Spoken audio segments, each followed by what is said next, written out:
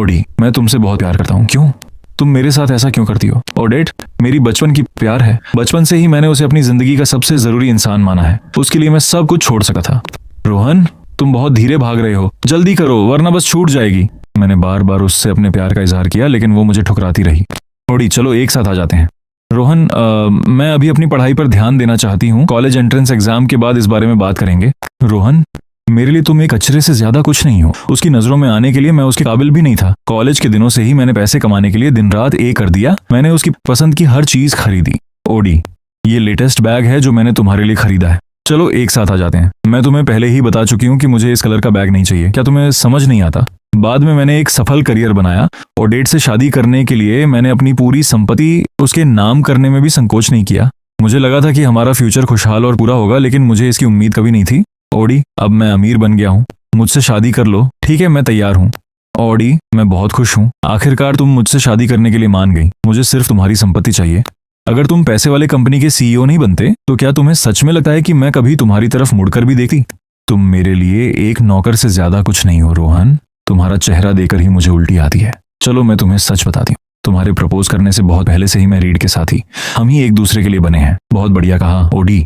मैंने अपनी जिंदगी में इतना बेवकूफ इंसान कभी नहीं देखा, लेकिन तुम्हारी ही वजह से ओडी और मैं इतनी अच्छी जिंदगी जी पा रहे हैं। चिंता मत करो, तुमने हमारे लिए जो एक एक पैसा कमाया है उसका हम अच्छे से इस्तेमाल करेंगे। ऑडिट, मैंने तुम्हें पूरे दिल से प्यार किया और फिर भी तुमने रीड के साथ मिलकर मुझे मारने का प्लान बनाया। अगर अगला जन्म होता है तो मैं कसम खाता हूं कि तुम दोनों कमीनों को इसकी कीमत चुकानी पड़ेगी। रोहन, तुम क्या सोच रहे हो? ये तुम्हारा चमकने का मौका है। रोहन, तुमने इस दिन के लिए इतने लंबे समय से तैयारी की है, अब पीछे मत हटो। तुमने ही कहा था कि प्यार का इजहार करना जंग में निडर होकर आगे बढ़ने जैसा है। जाओ यार, इजहार कर दो। मेरा पुनर्जन्म हुआ है। मैं 2014 में वापस आ गया हूँ, उसी पहले दिन जब मैंने अपनी पिछली जिंदगी में ओडेट से प्यार का इजहार किया था। अपनी पिछली जिंदगी में मैंने उससे इजहार किया था और जलील हुआ था। इस जिंदगी को दोबारा जीते हुए मैं वही गलती कभी नहीं दोहराऊंगा। एक साथ, एक साथ। रोहन, भले ही हम साथ बड़े हुए हैं लेकिन मैं तुम्हें बिल्कुल पसंद नहीं करती। मैं सुझाव देती हूँ कि तुम ये सब छोड़ दो। मैं तुम्हारा प्रपोजल कभी स्वीकार नहीं करूंगी। तुम जैसी जहरीली औरत से इजहार करना जो मीठे झूठ और जहर से भरी है, मेरे लिए कोई मायने नहीं रखता। क्या रोहन ने आज कोई गलत दवाई खा ली है? उसकी हिम्मत कैसे हुई ऑडेट से इस तरह बात करने की? क्या वो ऑडेट के पीछे पागल नहीं था? आज उसे क्या हो गया है? तुमने क्या कहा? मुझे ठीक से सुनाई नहीं दिया। ठीक है, मैं फिर से कहता हूँ, तुम क्रूर, नीच और जहरीली औरत हो। तुम मेरे लिए कुछ भी नहीं हो। रोहन, तुम्हारी हिम्मत कैसे हुई इस तरह बात करने की? अभी ऑडिट से माफी मांगो। रीड क्लास 4 का क्लास प्रेसिडेंट। अपनी पिछली जिंदगी में मुझे लगता था कि वो ऑडिट के चाहने वालों में से सिर्फ एक है, लेकिन मुझे कभी नहीं पता चला कि वो और ऑडिट पहले से ही रिलेशन में थे। उसी ने ऑडिट को मुझे मारने का सुझाव दिया था। जब तुम खुद चलकर आए हो तो इस बार मैं पीछे नहीं हटूंगा। तुम कहाँ से निकल कर आए हो, इसमें तुम्हारा क्या लेना देना है? रोहन, मैं तुमसे बात कर रहा हूँ। अभी ऑडिट से माफी मांगो वरना मैं तुम्हें पछताने पर मजबूर कर दूंगा। किस बात का पछतावा? मार खाने के लिए इतने बेशर्म हो रहे हो, है ना रोहन? तुम्हारी हिम्मत कैसे हुई मुझे मारने की? क्या तुम पागल हो गए हो? मैंने तुम्हें पहले ही मार दिया है और तुम अभी भी मुझसे ऐसे सवाल पूछ रहे हो। रोहन, तुमने सच में किसी को मार दिया। मैं लगभग भूल ही गया था। और तुम चालाक औरत। मैं तुम्हें बता दूं ऑडिट, पहले तुम्हारे पीछे भागना मेरी अंधापन और बेवकूफी थी। अब से तुम्हारा और मेरा एक दूसरे से कोई लेना देना नहीं है। मुझे दोबारा कभी परेशान मत करना। रोहन, रोहन, रोहन, तुम्हारी हिम्मत कैसे हुई मुझे मारने की? ये यहीं खत्म नहीं हुआ है। वैसे मैंने उस नए वाले के बारे में सुना जो अभी आया है। उन लोगों से दूर जाने के बाद मेरा पूरा मूड बहुत बेहतर हो गया। रोहन, रोहन, क्या तुम्हें आज इजहार नहीं करना था? तुमने अपना इरादा क्यों बदल लिया? मुझे समझ आ गया है। बेयर, ये याद रखना, प्यार का इजहार हमेशा जीत का जश्न होना चाहिए, कभी ना हारने वाली लड़ाई में उतरने का बिगुल नहीं। और चाहे तुम कुछ भी करो, म्यांमार के स्कैम कंपाउंड्स में कभी मत जाना। वो कहाँ है रोहन? तुम कहाँ जा रहे हो? क्या तुम अब ऑडिट के पीछे नहीं जा रहे हो? मैं अपनी पिछली जिंदगी की अंदर की जानकारी का इस्तेमाल करके पैसे कमाऊंगा, बहुत सारा पैसा कमाऊंगा। प्यार, एक कुत्ता भी उसकी परवाह नहीं करेगा। अपनी पिछली जिंदगी में मैंने सही ट्रेंड पकड़ा, बिजनेस शुरू किया और अच्छा पैसा कमाया। अब जब मेरा पुनर्जन्म मेरी पिछली यादों के साथ हुआ है तो मैं निश्चित रूप से और भी ज्यादा पैसे कमा सकता हूँ और अपने पेरेंट्स को एक बेहतर जिंदगी दे सकता हूँ। मेरी पुरानी यादों के अनुसार 2014 इन्वेस्ट करने का एक सुनहरा मौका है। साल के दूसरे हाफ में मार्केट में 2 वाइल्ड स्टॉक तेजी से बढ़ेंगे जो लगातार 20 से ज्यादा बार डेली लिमिट को छुएंगे। ये पक्की जीत है, कोई नुकसान नहीं। और इस साल वर्ल्ड कप भी है, खासकर वो बड़ा उलटफेर जब जर्मनी ब्राजील से खेलेगा। सब कुछ जर्मनी पर लगा दो, अकेले उससे ही 20 गुना रिटर्न मिल सकता है। लेकिन अभी मेरे पास पैसे नहीं है, मुझे कुछ ना कुछ उपाय निकालना होगा। रेन, ये सब तुम्हारी गलती है। तुम हर एग्जाम में हमेशा 50वें नंबर पर आती हो और इस वजह से मुझे घर से कभी मेरा रिवॉर्ड नहीं मिलता। क्या तुम मुझे परेशान करने के लिए जानबूझकर ऐसा करती हो? कुछ तो बोलो, क्या तुम पहले इतनी बातूनी नहीं थी? रेन एक सिंपल दिखने वाली सीनियर लड़की थी जिसकी कोई खास पहचान नहीं थी, लेकिन अजीब बात यह थी कि एग्जाम कितना भी मुश्किल क्यों ना हो, वो पूरे ग्रेड में हमेशा 50वें नंबर पर ही आती थी। उस समय शायद ही किसी ने उस पर ध्यान दिया हो। कॉलेज एंट्रेंस एग्जाम के बाद तक नहीं, जब उसने पूरे शहर में टॉप साइंस स्टूडेंट के रूप में स्कोर किया। ग्रेजुएशन सेरेमनी में उसने अपना चश्मा उतारा, एक सुंदर ड्रेस पहनी और तभी सबको एहसास हुआ कि वो असल में असली एकेडमिक स्टार थी और सच में नंबर 1 कैंपस क्वीन भी। कुछ तो बोलो, तुम छोटी नीच लड़की। इस नीच लड़की ने कभी एक शब्द भी बोला है क्या? वो तो व्यावहारिक रूप से गूंगी है। ये ग्रुप रेन को सिर्फ इसलिए परेशान करता है क्योंकि उसे निशाना बनाना आसान है। साधारण लुक, यहाँ तक कि कुछ कमियां और शांत पर्सनालिटी, कोई दोस्त नहीं और बैकअप के लिए कोई नहीं। अगर वो नहीं तो वो और किसे परेशान करेंगे? काफी गुस्सा है ना? तुम दोनों उसका बैकपैक पकड़ो और जला दो। अरे टीचर, यहाँ आइए, यहाँ झगड़ा हो रहा है। अरे बाप रे, भागो। अरे क्या तुम क्लास 5 से नहीं हो? मैं क्लास 4 से हूँ। मेरा नाम रोहन है। डरो मत, अब से मैं तुम्हारे साथ हूँ। रेन, क्या तुम ठीक हो? अपनी पिछली जिंदगी में मैंने सुना था कि मिडिल स्कूल के दौरान रेन के पेरेंट्स की एक एक्सीडेंट में मौत हो गई थी। तब से वो अपनी आंटी के घर रह रही थी। बाद में उसकी आंटी के हस्बैंड को घर में एक एक्स्ट्रा बोझ रखना पसंद नहीं आया। उसकी आंटी ने उसकी वजह से अपने हस्बैंड से लड़ाई की और आखिरकार उनका डिवोर्स हो गया। इस वजह से ये अफवाह फैल गई कि रेन अपने पेरेंट्स और बड़ों के लिए बदकिस्मती लाई है, इसलिए कोई भी उससे कोई मतलब नहीं रखना चाहता था। मैंने बाद में सुना कि वो कभी कॉलेज नहीं गई। आखिरकार वो अपने होम टाउन वापस चली गई और उसके कुछ ही समय बाद उसने अपनी जान ले ली। शायद जिस पल उसके पेरेंट्स की मौत हुई, उसकी आत्मा का एक हिस्सा पहले ही मर चुका था। फिर स्कूल में अकेलापन और बुलिंग ने बचा हुआ काम भी पूरा कर दिया। ये आपकी बुक है, रेन। जब कोई आपसे बात करे तो उसे इस तरह इग्नोर करना बहुत बदतमीजी है। रेन, खड़ी हो जाओ। हाँ, क्या सेकंड हाई के सभी लोग अंधे हैं? सामने इतनी सुंदर लड़की के होते हुए भी ऑडिट को ही कैंपस क्वीन कहा जाता है। ओह, सही कहा। सबसे बड़ा अंधा बेवकूफ तो मेरा पिछला खुद का रूप ही था। रेन, मैंने आपकी सारी किताबें वापस सही ऑर्डर में रख दी हैं। हाँ, थैंक यू। ये सिर्फ एक पता ही तो है ना? इतना बड़ा रिएक्शन क्यों? सॉरी, ये क्या हो रहा है? वाह, वो तो असल में एक अमीर लड़की है। बिना कुछ किए 500 रुपये मिल गए। मुझे कभी उम्मीद नहीं थी कि पुनर्जन्म के बाद मेरी सबसे फायदेमंद डील इस तरह होगी। वो जानी पहचानी फीलिंग फिर से। बहुत बढ़िया। पैसे कमाने के लिए शुरुआती कैपिटल की जरूरत होती है। शायद मुझे अपने पेरेंट्स को मनाने की कोशिश करनी चाहिए। मुझे याद है कि मेरी माँ को एक बार सिक्योरिटीज फर्म की एक फ्रेंड ने स्टॉक ट्रेडिंग अकाउंट खोलने के लिए कहा था, लेकिन उन्होंने कभी उसका इस्तेमाल नहीं किया। बेटा, क्या तुम ऑडी का बर्थडे सेलिब्रेट करने बाहर नहीं गए थे? तुम इतनी जल्दी वापस क्यों आ गए? मॉम, आप बहुत सुंदर लग रही हैं। बेटा, क्या तुमने किसी मुसीबत में खुद को डाल लिया है?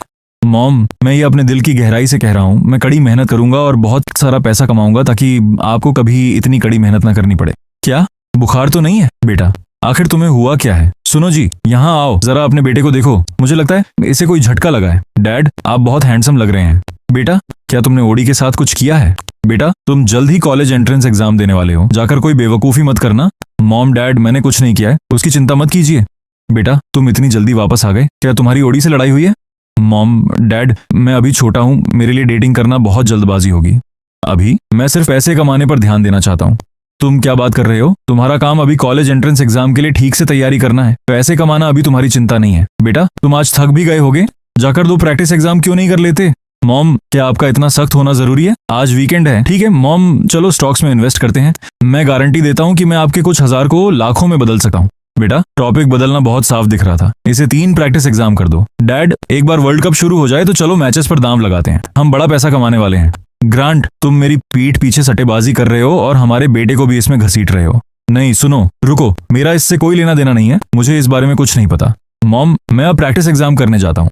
सुनो जी, आपके हाथ म्यूजिक बजाने के लिए बने थे, इन्हें गंदा मत करो, इसे पीपा कहते हैं। इतने सालों से क्या मैं सिर्फ एक भैंस के आगे बीन बजा रही थी? इतना सब क्या मेरा पुनर्जन्म कॉलेज एंट्रेंस एग्जाम के बाद नहीं हो सकता था? आखिर यह सब क्या है? इस एग्जाम में दर्जनों क्वेश्चंस हैं और मुझे सिर्फ कुछ ही सॉल्व करने आते हैं। जो कुछ भी मैंने कभी सीखा था वो सब अपने टीचर्स को वापस लौटा दिया है। इस जिंदगी में दोबारा जन्म लेने के बाद मेरी सबसे बड़ी इच्छाएं हैं, पहली पैसा कमाना और दूसरी कभी क्लास रिपीट ना करना, ताकि मेरी माँ अपना पसंदीदा पीपा बजाती रहे। लेकिन अभी मेरे पास ना तो शुरुआती कैपिटल है और न ही कॉलेज एंट्रेंस एग्जाम के लिए कोई कॉन्फिडेंस। क्या नोवेल्स में हमेशा ये नहीं कहा जाता कि जो लोग रीबॉर्न होते हैं वे किसी ना किसी तरह का गोल्डन चीट लेकर आते हैं? तो फिर मेरे पास ऐसा कुछ क्यों नहीं है? क्या रीबॉर्न होना सच में अब भी इतना मुश्किल है? मुझे इसमें से कुछ भी समझ नहीं आ रहा है। ऐसा लगता है कि जरूरी नॉलेज धुंधली हो गई है, चाहे मैं फोकस करने की कितनी भी कोशिश करूं। ऐसा लगता है जैसे मेरी हार्ड ड्राइव पर मौजूद सारा स्टडी मटेरियल स्क्रैम्बल और सेंसर कर दिया गया हो। अगर मैं इसे अनस्क्रैम्बल करना चाहूं तो मुझे नहीं पता कि उसमें कितनी मेहनत लगेगी। मुझे लगता है कि मुझे एक ट्यूटर ढूंढने की जरूरत है, लेकिन ट्यूटर्स की फीस बहुत ज्यादा होती है। सबसे अच्छा तो ये होगा कि मुझे कोई ऐसा इंसान मिल जाए जो पढ़ाई में बहुत अच्छा हो, पेशेंट हो और मुझे फ्री में पढ़ाने के लिए तैयार हो। एक दयालु free of cost academic S. तुम कहाँ हो? ओह, सही याद आया, मैं रेन से पूछ सकता हूँ, उस छोटी किटन से। वो एक कंप्लीट एकेडमिक एज है और जिस तरह की वो इंट्रोवर्ट है, वो ऑडिट की तरह परेशानियां तो बिल्कुल नहीं लाएगी। इसके अलावा उसके पास काफी पैसे भी लगते हैं, इसलिए मुझे ट्यूशन के लिए पैसे भी नहीं देने पड़ेंगे। इतनी परफेक्ट ट्यूटर। वेट, मेरा मतलब है ट्यूटर। सिर्फ सोचने भर से ही मैं थोड़ा एक्साइटेड हो रहा हूँ। एक बार स्कूल शुरू हो जाए तो मैं उससे ठीक से बात करूंगा। रोहन, तुम कहाँ हो? ऑडिट तुम्हें हर जगह ढूंढ रही है। उससे मुझसे क्या चाहिए? उसे भूलो। बेयर, कल मेरे साथ चलना, मुझे ये काम निपटाना है। क्या प्लान है? मैं तुम्हें एक ऐसी औरत की मदद करने ले जा रहा हूँ जो बुरे वक्त से गुजर रही है। रोहन, हमें ऐसी जगह केक ले जाने की क्या जरूरत है? यही वो जगह है। मेरी पिछली जिंदगी में 2 कोल्ड डिश वेंडर्स के बीच खाना बेचने की जगह को लेकर लड़ाई हुई थी। उसके बाद एक आदमी की पत्नी को दूसरी तरफ के लोगों ने नीचा दिखाया था। अपनी पत्नी का बचाव करते हुए जिस वेंडर ने एक आदमी की जान ले ली थी, उसका नाम गस था। उसे मौत की सजा मिलने और जेल जाने के बाद उसकी पत्नी को अपने बच्चे को पालने के लिए एक शेडी सैलून में काम करने के लिए मजबूर होना पड़ा। बाद में दबाव सहन न कर पाने के कारण उसने अपनी जान दे दी। अभी इस सटीक समय पर ये दोनों परिवारों के बीच पहली भिड़ंत है। गस की लड़ाई हुई थी और उसने किसी को मार दिया था और आज उसकी डिटेंशन का आखिरी दिन है। हमारे सामने जो आदमी सिर पर पट्टी बांधे खड़ा है, वही है जिससे गस की वेंडर स्पॉट को लेकर लड़ाई हुई थी। मेरी पिछली जिंदगी की टाइमलाइन के हिसाब से गस आज रिहा हो जाएगा। कल वो खाना बेचने के लिए वापस यहीं आएगा और तभी फिर से झगड़ा शुरू होगा, जो आखिरकार एक त्रासदी में बदल जाएगा। रोहन, हम उस औरत को ढूंढने कहाँ जा रहे हैं? मैं एक ओल्ड डिश वेंडर को ढूंढ रहा हूँ जिसे लड़ाई के लिए डिटेन किया गया था, लेकिन मुझे नहीं पता कि वो कहाँ रहता है। यहाँ जो आंटियां हैं वे सब पास में ही रहती हैं, शायद उन्हें पता हो। ओह, कोल्ड डिश वेंडर को ढूंढ रहे हो? रुको यहाँ, मैं तुम्हारे लिए आसपास पूछ कर आता हूँ। एक्सक्यूज मी आंटी, क्या मैं आपसे कुछ पूछ सकता हूँ? नहीं मालूम, नहीं मालूम। यहाँ से जाओ। रोहन, चलो चलते हैं, कहीं और पूछते हैं। एक्सक्यूज मी, आपका डांस सच में बहुत खूबसूरत है। हाँ हाँ, यंग मैन, तुम्हारी नजर बहुत अच्छी है। एक्सक्यूज मी, क्या मैं आपसे कुछ पूछ सकता हूँ? हाँ हाँ, पूछो। आह बेयर, तुम्हें क्या हो गया है? रोहन, तुम पर जरूर किसी चीज का साया आ गया है। नहीं, तुम अब बड़े हो गए हो। बेयर, मुझे कभी नहीं पता था कि तुम्हारा ऐसा कोई हॉबी भी है। धत तेरे की, मेरा वो मतलब नहीं था। मेरे कहने का मतलब है कि तुम अचानक बड़े लगने लगे हो। तुम्हारे बोलने और बिहेव करने का तरीका मेरे डैड जैसा है। बेटे, इसके बारे में इतना मत सोचो, अब अपने बूढ़े बाप के साथ चलो। रोहन, क्या तुम मेरे साथ मजाक कर रहे हो? रोहन, क्या वो कोल्ड डिश वेंडर सच में यहाँ रहता है? नहीं, थोड़ा और आगे है। मुझे याद है गस और उसकी वाइफ हर रात घर पर कोल्ड डिश बनाते थे, फिर अगले दिन उन्हें बेचने के लिए सड़क पर ले जाते थे। इसी तरह वे अपने परिवार और अपनी बेटी की पढ़ाई का खर्च उठाते थे। मेरी पिछली जिंदगी में एक रिपोर्टर ने उसकी स्टोरी कवर की थी।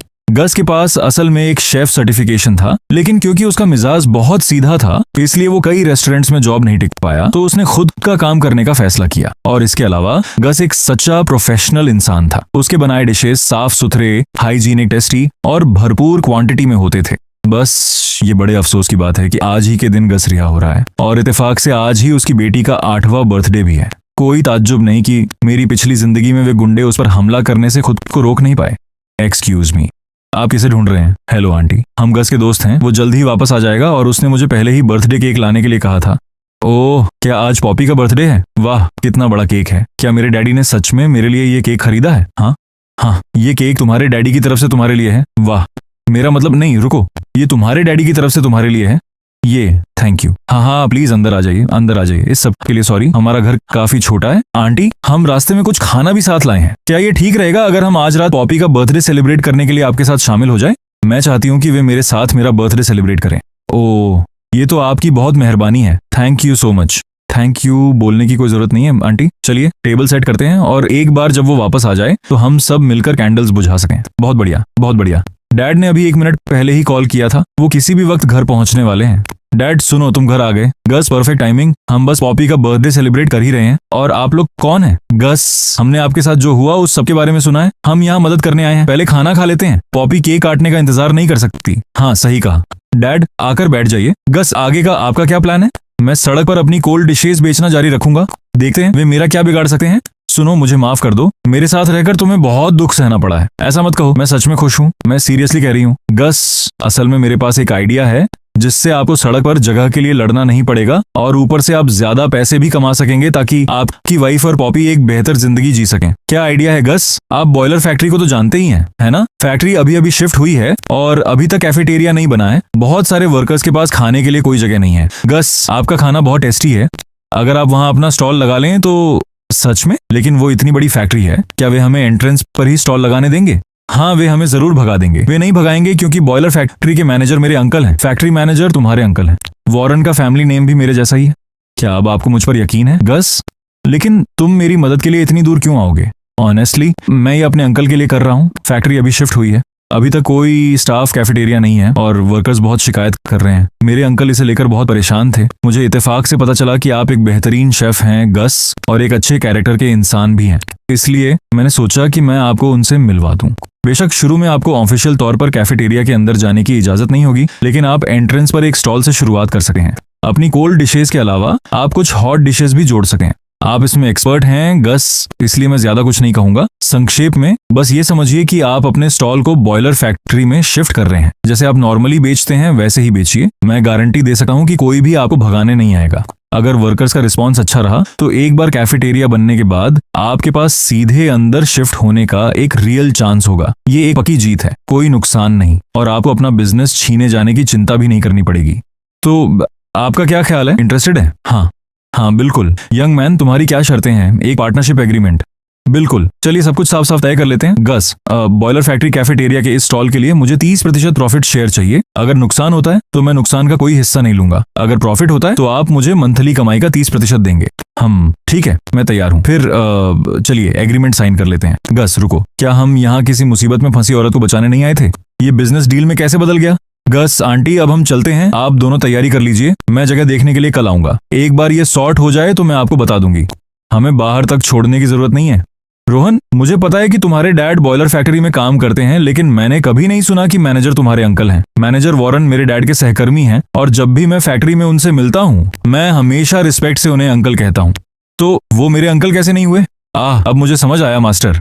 यंग रोहन, एक मिनट रुको। यंग रोहन, तुमने आज हमारे ऊपर बहुत खर्च किया है। यहाँ अपने खरीदे हुए सामान के पैसे वापस ले लो।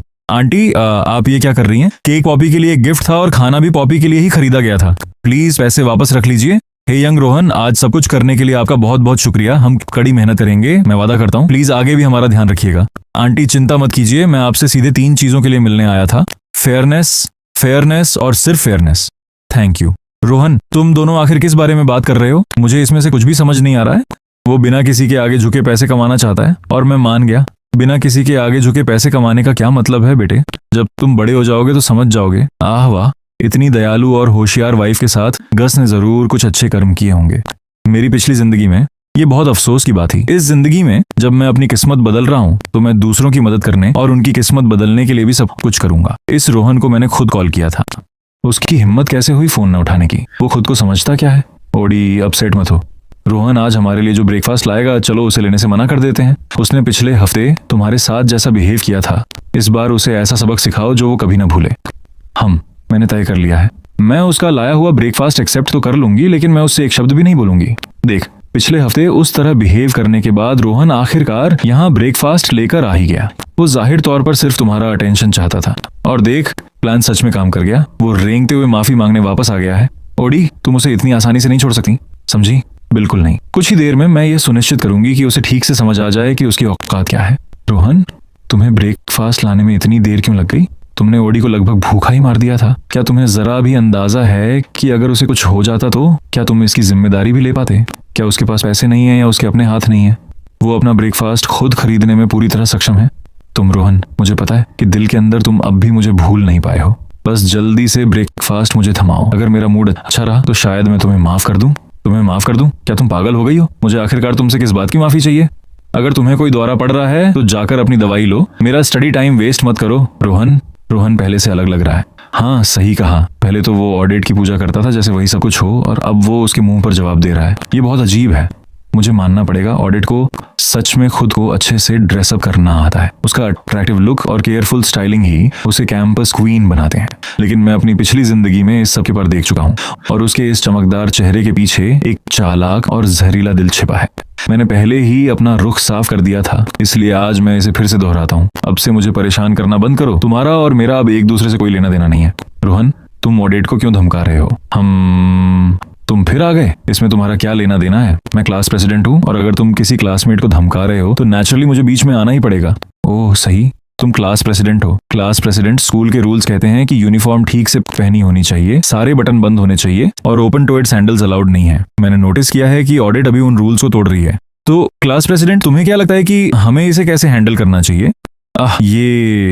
हाँ, ऑडी, रोहन बहुत ज्यादा आगे बढ़ गया है। कोई ताज्जुब नहीं कि ऑडी तुम्हें पसंद नहीं करती। ये मेरी प्रॉब्लम बिल्कुल नहीं है। अभी प्रायोरिटी किटन को ढूंढना है। मुझे ट्यूटर करने के लिए मनाना होगा। एक्सक्यूज मी, क्या मैं पूछ सकता हूँ, क्या रेन आ गई है? ओह, तुम कैंपस क्वीन ऑडेट के सबसे वफादार नौकर हो ना? हे, तुम इस तरह मेरी इंसल्ट क्यों कर रहे हो? सॉरी, स्कूल में हर कोई तुम्हें इसी नाम से बुलाता है। देख, उस पूरी बात में से सिर्फ कैंपस और क्वीन वर्ड्स ही सही हैं, बाकी सब बकवास है। किटन, क्लास शुरू होने वाली है। ये तुम्हारे लिए है। मैं पहले ही खा चुकी हूँ। तो थोड़ा और खा लो। तुम अभी बढ़ रही हो किटन, तुम्हें इसकी जरूरत है। क्या मैं तुमसे एक छोटी सी फेवर मांग सकता हूँ? क्या? किटन, हमें देखो, हम अब बेसिक तौर पर अच्छे दोस्त हैं, तो क्या तुम मुझे थोड़ा ट्यूटर करने में मदद कर सकती हो? क्या मैं तुम्हें ट्यूटर ना करूं? तुम नहीं चाहती? मुझे डर लगता है। तुम्हें भला किस बात का डर हो सकता है? क्या तुम मुझसे डरती हो? मैंने तुम्हें कभी नहीं धमकाया। तुम एक अच्छे इंसान हो, लेकिन मुझे लोगों के साथ टाइम बिताने से डर लगता है। तो किटन को आखिरकार सोशल एंजाइटी की प्रॉब्लम है। उसका पहले सिर हिलाना मुझे ट्यूटर करने से मना करना था, और उसका नाम सिर हिलाना ये दिखाता था कि उसका इनकार इसलिए नहीं था क्योंकि वो मुझे नापसंद करती है। तो बेसिक तौर पर भले ही तुम मुझे एक अच्छा इंसान मानती हो, तुम बस लोगों के आसपास रहने से बहुत डरती हो, इसलिए तुम मुझे ट्यूटर नहीं कर सकी। खैर, ये तो बिल्कुल काम नहीं करने वाला। मेरी तरफ देखो, मैं तुमसे एक बार और पूछने जा रहा हूँ। अगर तुम मना करोगी तो मैं हर एक दिन तुम्हारे लिए ब्रेकफास्ट लाऊंगा, और वो भी तुम्हारी पूरी क्लास के सामने। नहीं, प्लीज ऐसा मत करो। जैसा मैंने सोचा था, किटन जैसे सोशल एंजाइटी वाले इंसान को सबसे ज्यादा डर खुद पर अटेंशन खींचने से लगता है। अगर मैं सच में हर दिन पूरी क्लास के सामने उसे ब्रेकफास्ट देने आऊंगा तो ये किटन को आधा डरा ही देगा। उसके लिए इस तरह की धमकी सबसे भयानक चीज है जिसकी कल्पना की जा सकती है। मेरी फ्यूचर ट्यूटर, अब इससे बचने का कोई रास्ता नहीं है। तो क्या तुम मुझे ट्यूटर करने के लिए तैयार हो? मुझे माफ करना, मैं तुम्हें ट्यूटर करने से बहुत डरती हूँ। क्या तुम प्लीज मेरे लिए ब्रेकफास्ट लाना बंद कर सकते हो? तुमने वो ब्रेकफास्ट पहले ही एक्सेप्ट कर लिया है जो मैंने तुम्हें दिया था, और वो सोच समझकर किया गया काम सस्ता नहीं आता। क्या मैं तुम्हें बदले में पैसे दे सकती हूँ? वाह, तुम सच में अमीर हो। क्या ये काफी है रोहन? तुम क्लास 5 में क्या कर रहे हो? बस खुद को थोड़ा मोटिवेट करने के लिए बगल वाली क्लास के पढ़ाई वाले माहौल को महसूस कर रहा था। अभी भी मजाक कर रहे हो, है ना? आज हमारा एग्जाम है, जल्दी अपनी क्लास में वापस जाओ। Bye bye. तुमने अभी भी अपने पैसे नहीं लिए हैं। अरे वाह स्ले, मुझे लगने लगा था कि तुम नहीं आओगे। मैंने तुमसे इसे देने के लिए कहा था। तुम्हारी ग्रिप स्ट्रेंथ अच्छी है। मैं इस बार तुम्हें आसानी से जाने दे रहा हूँ। रोहन, हम इस सुनसान जगह पर क्या कर रहे हैं? मुझे मत बताना कि यहाँ भी कोई औरत मुसीबत में है। तुम्हारे दिमाग के अंदर आखिरकार चल क्या रहा है? क्या हमने कल तय नहीं किया था कि हम गस और उसकी वाइफ को इस रास्ते पर अपना स्टॉल लगाने देंगे? खैर, क्या हमें पहले लोकेशन चेक नहीं करनी चाहिए? फैक्ट्री के लीडर्स को सिर्फ आउटपुट बढ़ाने की परवाह है, जबकि हमारी अपनी खाने की प्रॉब्लम कभी सॉल्व नहीं होती। रोहन, ये स्पॉट सच में काफी प्रॉमिसिंग लग रहा है। बॉयलर फैक्ट्री का गेट ठीक आगे है। चलो चलकर देखते हैं कि क्या वहाँ कोई अच्छी जगह है। ये जगह ठीक ठाक लग रही है। चलो मेरे पीछे फैक्ट्री के अंदर आओ। हे, तुम दोनों यहाँ क्या कर रहे हो? मैं यहाँ अपने डैड को ढूंढने आया हूँ। वो यहाँ अंदर काम करते हैं। तुम्हारे डैड कौन है? मेरे डैड का नाम ग्रांट है। वो जनरल अफेयर्स डिपार्टमेंट में है। ठीक है, अंदर जाओ फिर। तुम बस वहाँ क्यों खड़े हो? क्या तुम अपने डैड को नहीं ढूंढ रहे थे? सर, मेरे डैड ने मुझे कुछ खरीदकर आप सबके लिए लाने को कहा था। तुम्हारे डैड ने तुम्हें यहाँ हमारे लिए कुछ लाने भेजा है? सही कहा। मेरे डैड ने कहा कि आप सब उनके काम में बहुत सपोर्टिव रहे हैं, और वो काफी समय से अपना एप्रिसिएशन दिखाना चाहते थे। बस बात यह है कि यहाँ आसपास शॉपिंग करना बहुत आसान नहीं है, इसलिए उन्होंने मुझे बाहर से कुछ सामान खरीदकर आप लोगों के लिए यहाँ लाने को कहा। हाँ, यंग रोहन, तुम बहुत ज्यादा पोलाइट हो रहे हो। आओ, अंदर आकर थोड़ी देर बैठो। यंग रोहन, तुम्हारे डैड सच में कुछ खास हैं? वो सीधे भी कह सकते थे। इस बारे में इतना फॉर्मल होने की जरूरत नहीं थी। इस आदमी का नाम हैंक है। उसने सिक्योरिटी हेड बनने के लिए अपने कनेक्शंस का इस्तेमाल किया, जिससे वो कठिन रास्ते से संघर्ष करने से बच गया। हैंक, मेरे डैड को चिंता थी कि अगर वो खुद आए तो लोग उनकी पीठ पीछे गॉसिप करना शुरू कर सकें, इसीलिए उन्होंने मुझे भेजा। जब आप सब काम खत्म कर लें तो मुझे जरूर बताइएगा। ओह, ये तो सच में बहुत तकलीफ की बात है। मुझे मैनेजर ग्रांट को एडवांस में थैंक्स कहने दीजिए। हैंक, मैंने नोटिस किया कि यहाँ आसपास खाने की कोई जगह भी नहीं है। आप सब लंच कैसे मैनेज करते हैं? हमारे पास क्या चॉइस है? इंस्टेंट नूडल्स, बस यही। सिर्फ इस बारे में बात करने से ही मेरा दिमाग खराब हो जाता है। मैंने पूरे 1 हफ्ते से लगातार इंस्टेंट नूडल्स खाए हैं। बिल्कुल, यहाँ आसपास खाने की एक भी अच्छी जगह होना बहुत बड़ी राहत होगी। हैंक, क्या हो अगर हमारे फैक्ट्री गेट के ठीक पास एक फूड स्टॉल लग जाए? क्या उससे हर किसी की प्रॉब्लम तुरंत सॉल्व नहीं हो जाएगी? फैक्ट्री गेट के ठीक पास स्टॉल लगाना अलाउड नहीं है। खैर, क्या हो अगर वेंडर आप सभी को हर एक दिन फ्री लंच कराए? क्या सच में कोई ऐसा फैक्ट्री रूल है जो गेट पर स्टॉल लगाने से रोकता है? ऐसा नहीं लगता कि कोई ऐसा रूल है। समझ गया हैंक, तो मैं परसों वापस आऊंगा। सब लोग बस एक और दिन रुक जाइए और मैं वादा करता हूँ कि तब से आप सभी को हर